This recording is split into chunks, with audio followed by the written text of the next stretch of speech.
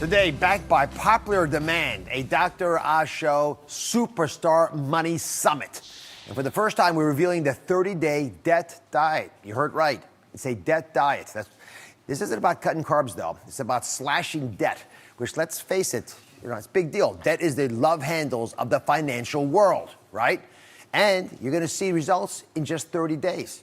And you need relief now because the coronavirus pandemic has spiked debt in homes all across the country. So today, we have real solutions from the best money minds out there. Meet the superstars.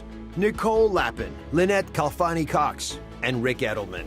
With 10 personal finance books, In the Bank best-selling author Ric Edelman has been named one of the country's top 10 financial advisors by Forbes magazine. I started my radio show 28 years ago to bring the secrets of Wall Street to Main Street, because I truly believe that the secrets to wealth are not just for the rich. Using Ric's advice, millions of regular folks have learned to retire with $1 million. Oh, I've advised everyone from Oprah Winfrey on her TV show to my own Aunt Bee. And today, I'm coaching you. Financial expert and New York Times best-selling author Nicole Lapin went from living paycheck to paycheck to calling herself a rich you-know-what. And now she's helping others do the same. I believe that true financial success comes from balance. Nicole teaches budgeting and saving in her online personal finance course, Money School. But she's also a huge proponent of always leaving room in your financial diet for some fun. People say to me all the time, I cut out the morning latte. I am doing so great. And then 4 months later, they're like, I bought this expensive purse because I didn't buy the latte. And I say, hello, Captain Obvious. If you just got that latte every day, you would keep yourself motivated and on track. I'm Lynette Khalfani-Cox, and I'm the Money Coach. Former Wall Street Journal reporter and contributor to dozens of news programs. With a flair for super relatable advice, it's no wonder Cox is one of the most highly sought-after financial experts. She paid off $100,000 worth of credit card debt in just 3 years. And since then, has used her skills to teach millions about money management. I don't think that most people look in the mirror and see a wealthy person, but we all can be, and we're going to show you how. I'm giddy. They're all here today, including Nicole's right next to me. So explain to everybody, what is a debt diet and why 30 days? So think of a regular diet, right? You're cutting calories. In a debt diet, we're cutting cents. And in some cases, we're actually cutting a few cents here and there, and it really adds up. You know, Einstein, he was a pretty smart dude. He said that compounding interest is the 8th wonder of the world. So let your money work for you. And think of this as a regular diet as you do. Allow yourself small indulgences like a dark chocolate piece every now and then. Best. So you don't end up binging later on. All right, so Rarely is 2 weeks into this debt diet. So that means you start off with why. Why'd you need a debt diet and why'd you need it now? Yeah, so Dr. Oz, I really needed a debt diet because I just transitioned from earning 6 figures to just really launching my small business and going the entrepreneur route. And I knew that I needed to drastically decrease the amount of money I spend on like a weekly and monthly basis. So you've been documenting your experiences on this debt diet, and I can't wait to see how it's going for you. But first, I want to bring in Ric Edelman, who has the first step of our 30-day debt diet, and it is to go on an intermittent money fast. I love that phraseology. The intermittent money fast is going to happen on Tuesdays. It's going to happen on Thursdays. Walk us through it. Dr. Oz, you're right. You always sing the praises of intermittent fasting for weight loss. Well, guess what? It works for your money, too. I find that no spend days are a perfect way to focus on not spending. The best thing about them is that they're only for one day. You don't need to stock up before having a no-spend day. You can have them multiple times a week, like you say, Tuesdays and Thursdays. And the more no-spend days you have, the more money you save. And a no-spend day is exactly what it says, not spending on anything, just for 24 hours. That means pack your lunch or shop your cupboard for dinner. Just check what you have in the house. You've got a lot of food in the house, so eat that instead of shopping for more food. It's like when you say, oh, I have nothing to wear, but your closet's full of clothes. All right, so Rarely put your advice she actually put it to the test, and she did her money fast. Here's her experience. Hey guys, what's up? It's your girl Rarely, and it is Tuesday. I am so excited because this is my very first intermittent Tuesday. So far, It's going good. However, it is lunchtime and your girl is starving, so I am hungry. So I'm gonna go ahead and check inside the fridge, see what I can come up with. Nothing in the fridge so far, so let me check in my cabinet. Okay, so I got some jelly and I got some peanut butter. So PB&J it is. By the way, one of my friends invited me out for dinner tonight. However, that is definitely not gonna be in my budget. So I'm gonna have to sit that one out today. I'm feeling pretty confident that I'm gonna be able to stay in this intermittent fast challenge and really prove that I can do this. I'm excited. Rory, I'm excited too. Just seeing that smile on your face when you find that PB&J. Right. So how much extra do you think you were spending that you just didn't even realize was happening? A lot. A lot. I started going through my bank statement and everything, and a lot of these food ordering things that I was doing was just really, really running up how much I spent on a daily basis, at least sometimes $100 to $150 a day, which was ridiculous. That's a lot of money. It is. Nicole's jaw just dropped mine. All right, Lynette, let me come to you. You say to buy your groceries online and check the labels for unit price, not the total price. That's correct. So listen, if you're one of those people who you're just kind of a sucker for every deal that you see in the store when you go in the store grocery shopping, you're probably going to save money by shopping online, even if you have to, kick in a couple extra bucks to have it delivered to you or maybe even to pick it up. So, because here's the thing, when you're shopping online, you get to actually see your total right there in black and white as everything is creeping up. So that'll kind of encourage you to stay within the budget. You also get to do some cost comparisons. You can, shop at different sites, but you also want to do something smart like any diet. You want to read the labels. And in this case, we're not talking about the ingredient labels. I'm talking about the unit price that you just mentioned. The unit price is going to tell you what you're paying in weight, because that's a really great way to save yourself money and avoid debt. Because a lot of times something that might look like a good deal really might not be such a great bargain when you look at it based on unit price. And so you're looking at it and you're seeing, oh, this is only 80 something cents. This looks cheaper. And so you're thinking, let me get that. This other bigger unit though, which is, 5 times the size, of course, it's not 5 times the price though.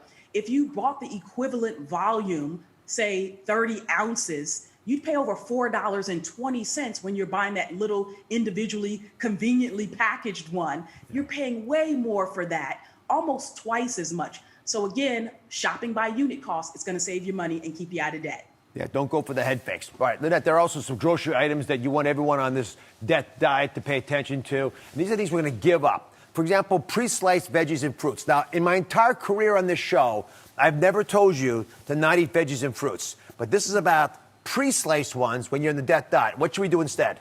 Listen, if somebody's just doing the work for you, it's a convenience factor and you're paying for that convenience. So I don't care if they're slicing up your celery or your mangoes or whatever else. Just buy the whole product and slice it at home for yourself. And then believe me, you're going to save money. And it's going to be an easy way to save money and keep yourself out of debt.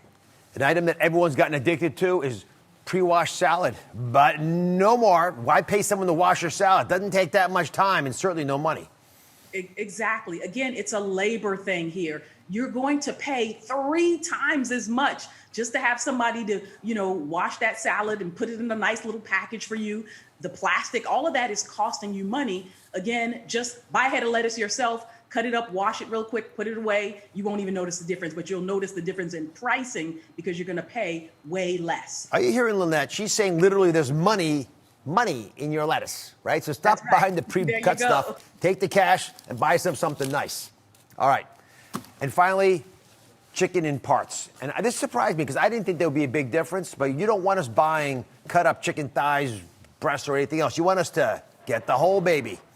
That's right. Listen, you're going to save a ton of money, again, because it's about unit price. Buy the whole chicken as opposed to buying parts like wings or breasts or thighs, because you're going to be spending really pennies per pound based on the number of meals you can make from having the whole chicken. So we did a little math, assuming you buy each of these items weekly, making these 3 small changes, seemingly small changes, would put an extra $600 into your pocket this year alone. That's a lot of money, guys. Let me bring Nicole back in. She says to leave anything over $50 in your online cart for at least 24 hours. It's like a regular diet. You got to restrain yourself a tiny bit. A little cooling off period, right? But in a regular diet, you tell people to move. Like, move it or lose it. Or in case to actually lose it, you want to move more. But in this case, to lose more of this debt, you want to step away and cool down, take a breather. If you want to buy something that's more than $50, put it in your cart, go crazy, and then sleep on it. See if you actually want it in the morning. Move away from it. Don't just move. Chances are you probably won't. Rarley, how did the cooling off period work for you? The cooling off period definitely worked for me. Honestly, I didn't think that I would be able to get through this challenge. However, I was able to do it. And even now that it's really coming to an end and ending now, I've realized that I don't have that urge to do those impulse buys. And I really am just kind of eating at home and making things for myself instead of ordering out anytime I have an impulse or I'm like, I'm hungry. So it's definitely been working out for me. I love this concept. Intermittent diet, but modified. Because if a debt diet can work for you, it can work for your friends and family. Spread the wisdom. When we come back, it's the millionaire secret to trimming your monthly bills without having to give up a thing. But first, a TikTok that teaches you how to put your electricity bill on a diet. All right, we're going to look at 3 energy-saving tips that can lower your monthly electric bill. Firstly, switch all your light bulbs to modern LEDs. They're 6 times more efficient than your traditional light bulb. Next, wash your clothes with cold water. It will take strain off your hot water heater. Finally, use power strips and turn them off when you're not using them. Today at the Superstar Money Summit, we're putting you on a 30-day debt diet. You heard right, a debt diet. But a diet isn't always about deprivation, is it? In fact, this next trick is more about putting money in your pocket every month without you giving up a thing. So, Rick, this is something even your millionaire clients do. It is to negotiate your bills. So what's negotiable, and how do you actually do it? Yes, it's really fascinating, Dr. Oz. Nearly everything is negotiable. All you need is a phone and a little persistence. Just set aside an hour of your day and call your credit card companies to start. If you carry a balance on your credit card, tell them you want a lower rate. If you pay the fee on an annual basis, tell them you want to waive the fee. And if they say no, demand to speak to a manager. And say the same thing to the manager. And if the manager says no, demand to talk to the next manager. And keep going up the chain until someone says yes. Just tell them that if they don't agree to your terms, you're going to switch your business to a competitor unless they do what you ask. You can do this with your insurance company, too, your cable provider. Everything's negotiable.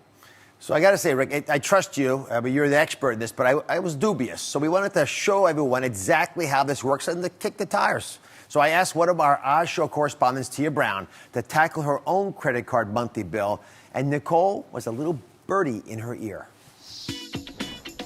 All right, Tia, so today we're going to negotiate your credit card interest rate. Negotiation is one of the best financial skills you can have. Money secret number 1, tell them that a friend or a family member has a lower rate. Okay, gotcha.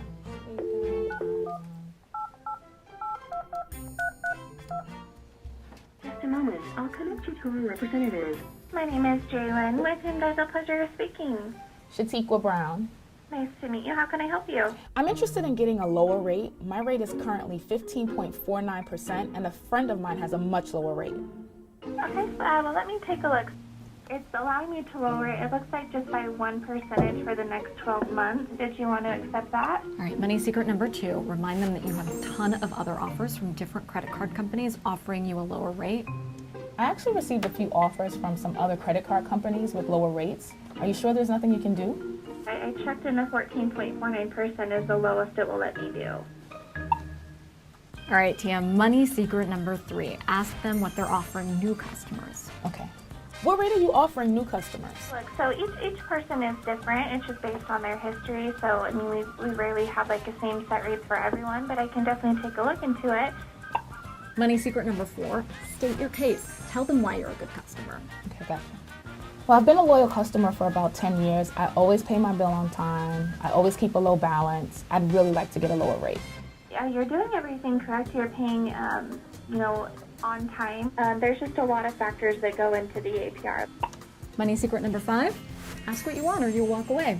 Ask for a manager. Can I speak to a manager? Sure, give me just a moment. Thank you. Hi, Melissa. Thank you so much for your help. I understand we want to look and see if we can get that interest rate lower for you. Absolutely. Okay. Do you mind if I place you on a brief hold and see what I can do for you? Absolutely. Thank you. Yeah, it's already been like 4 minutes. Hopefully that's a good sign. Not gonna give up. It's my money and I'm fighting for it. No means yes. That's right. So the lowest I could get it to was 12.49. That's going to be for existing balance and new purchases. There's no time frame on that. Okay. Would you like to accept that? Yes, I accept that. Okay, fantastic. All right, thank you so much. I appreciate your time. Thank you so much, You did such a Nicole. good job, Thank Tia. thank I'm so proud of you. We did so well. We did so well. Nicole has one last step for our 30-day debt diet, and she says it's the most important thing of all. What is it? I think you have to allow yourself those small indulgences so you don't binge later on. A debt diet is a lot like a regular diet. I like to think of it as an eating plan, so a spending plan. Let's reframe this, right? It's something that you can stick to for the long run. This is not a crash diet. This is something that we want to stick to so that we're never going to get back into debt. So buy yourself something once in a while. Have your indulgence the same way we have the dark chocolate you alluded to earlier that got me hungry. Sorry about that, but 5% of your overall spending plan. In the same way as, what, is that dark chocolate maybe 5% of your overall calorie intake? Yeah, and it's fine. Yeah. And that way you won't have the 35% chocolate cake. In the middle of the night because you're so hungry and so deprived. Or the bag you know you can't afford. All right, thanks to all my Money Stars. I love you guys. I can't wait until the next Money Summit. Thank you for watching. Don't forget to subscribe and turn on notifications so you never miss out on new videos to live the good life.